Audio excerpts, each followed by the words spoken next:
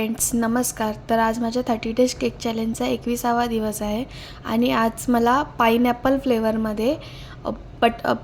फ्लेवरमध्ये retirement थीमचा केकची order आलेली. ह्या केकची ऑर्डर मला रात्री 10:30 वाजता आलेली आणि 10:30 वाजता केकची ऑर्डर आली आणि मला ती बोलते की उद्या मला पाहिजे. तर मी बोलली की उद्या पॉसिबल तर नाही आहे, पण ती बोलते की प्लीज मला तुझ्याकडूनच केक हवा आहे, कारण का ती माझी रेग्युलर कस्टमर आहे. ती माझ्याकडून कंटिन्यू केक घेते, पण तिला लक्षात नव्हतं ही ऑर्डर द्यायची आहे, ती विसरून गेलेली. त्याच्यामुळे ती बोलते की प्लीज बनवशील का तू.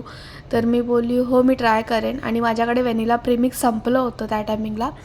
तरी मग मी स्क्रॅपने बनवलं, म्हणजे की मैदा, पिठी साखर आणि जे आपण रॉ मटेरियल यूज करतो केकसाठी त्याच्याने मी बनवला प्रीमिक्स. आणि प्रीमिक्स बनवून मी बेस बनवून घेतला पहिला आणि त्याच्यानंतर मग मी क्रम कोटिंग केली. ते दोन्ही व्हिडिओ मी स्टार्ट केले होते, पण ते स्टार्ट झालेच नाही आणि पूर्ण व्हिडिओच झाली नाही ती.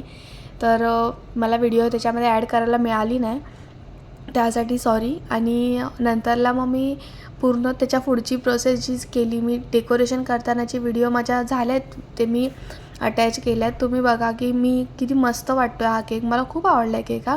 आणि तिला मी फोटो पाठवलेला की बघ केक कसा वाटतो आहे तुला. तर ती बोलली मी तुला केकचा फोटो जसा पाठवला होता तसा सेम टू सेम केक बनला ना मी मला जसा पाहिजे तसा.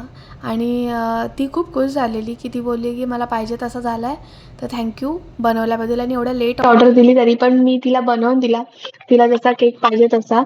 तिला पण खूप आवडला आणि मलाही खूप आवडलेला केक होता.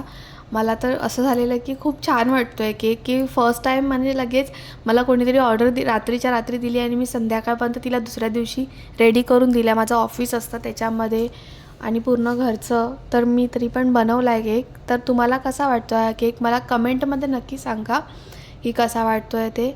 आणि थँक्यू फॉर वॉचिंग. आणि शेवटला मी रिव्ह्यू अटॅच केला आहे, रिव्ह्यू दिला आहे तो मी अटॅच केला आहे. प्लीज बघा शेवटपर्यंत व्हिडिओ. थँक्यू.